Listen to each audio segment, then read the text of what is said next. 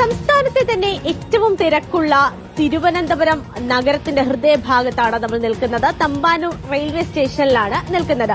ഇതിന്റെ തൊട്ടപ്പുറത്താണ് ഈ റെയിൽവേ സ്റ്റേഷന് നേരെ എതിർവശത്താണ് തമ്പാനൂർ ബസ് സ്റ്റാൻഡ് ഉള്ളത്. അതുപോലെ തന്നെ ഇവിടെ റെയിൽവേ സ്റ്റേഷനുമുണ്ട്. നിരവധി ആളുകളാണ് ദിവസവും ഈ പ്രദേശത്തേക്കൊക്കെ വന്ന് വാഹനങ്ങളൊക്കെ പാർക്ക് ചെയ്ത ശേഷം റെയിൽവേ സ്റ്റേഷനിൽ നിന്നും അതുപോലെ തന്നെ ബസ് സ്റ്റാൻഡിൽ നിന്നും പലയിടങ്ങളിലേക്കായിട്ട് പോകുന്നത്. നമ്മളിപ്പോൾ നിൽക്കുന്ന ഈ തമ്പാനൂർ റെയിൽവേ സ്റ്റേഷന്റെ മുൻവശത്തുള്ള പാർക്കിംഗിലാണ്, 2 വീലർ പാർക്കിംഗ് ഏരിയയിലാണ് നമ്മൾ നിൽക്കുന്നത്. ഇതുപോലെ 3 പാർക്കിംഗ് സെഷനുകളാണ് ഇവിടെ ഉള്ളത്.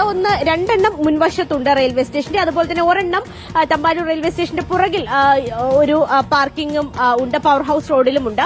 ഇവിടെയൊക്കെ തന്നെ നമുക്ക് കാണാം കൂടുതലായും ആളുകൾ കൊണ്ടുവയ്ക്കുന്നത് ഇരുചക്ര വാഹനങ്ങൾ തന്നെയാണ്. ഇത് ഇരിക്കുന്നത് കാണുമ്പോൾ തന്നെ നമുക്കറിയാം ഒരു തരത്തിലുള്ള സുരക്ഷാ സംവിധാനങ്ങളും ഏർപ്പെടുത്താതെ പണം വാങ്ങി വാഹനങ്ങൾ ഇങ്ങനെ വെച്ചിരിക്കുകയാണ്. അത് തൊട്ടടുത്താണ് വാഹനങ്ങൾ ഇരിക്കുന്നത്. ഇവിടെ തന്നെ ഇപ്പോൾ ഏതാണ്ടൊരു 200-ലധികം വാഹനങ്ങൾ ഇപ്പോൾ തന്നെ ഉണ്ട്. ഇതിന്റെ തൊട്ടടുത്ത് നമുക്ക് കാണാം ഇവിടെ റെയിൽവേ സ്റ്റേഷനുമായി ബന്ധപ്പെട്ടിട്ട് ഉള്ള പണികൾ നടന്നു വരികയാണ്. ചില നവീകരണ പ്രവർത്തനങ്ങൾ നടത്തുകയാണ്. അല്ലെങ്കിൽ ഈ ഭാഗത്തൊക്കെ തന്നെയും ഇതുപോലെ ആയിരക്കണക്കിന് വാഹനങ്ങൾ ഇങ്ങനെ അടുക്കി വെച്ചിരിക്കുന്ന ഒരു കാഴ്ച നമ്മൾ മുകളിൽ നിന്ന് തിരുവനന്തപുരം റെയിൽവേ സ്റ്റേഷനിലൊക്കെ വന്നിട്ടുള്ള ആളുകളാണെങ്കിൽ അറിയാം.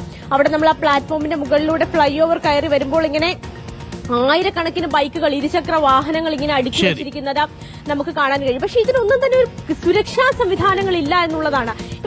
ശരി സാന്ത്വന, ഇതെന്തായാലും അത്യന്തം അപകടകരമായ രീതിയിലാണ് നമ്മുടെ പല റെയിൽവേ സ്റ്റേഷനുകളിലും ബൈക്കുകൾ സൂക്ഷിച്ചിരിക്കുന്നത്. കാർ സൂക്ഷിച്ചിരിക്കുന്നതും അത്ര സുരക്ഷിതമായ സ്ഥലങ്ങളിലൊന്നുമല്ല. ഇതാണ് നമ്മുടെ ഏതെങ്കിലും തരത്തിലൊരു അപകടം ഉണ്ടായാലേ അവിടെ മൊത്തം തീ പിടിക്കുമല്ലോ. നമ്മൾ തൃശ്ശൂരിൽ കണ്ടതല്ലേ, പുരികത്തിൽ കൊള്ളാതെയാണത് പോയതെന്ന് പറഞ്ഞാൽ മതി, എന്നിട്ടും ഒരു എഞ്ചിന്റെ ഒരു ഭാഗം കത്തിപ്പോയി.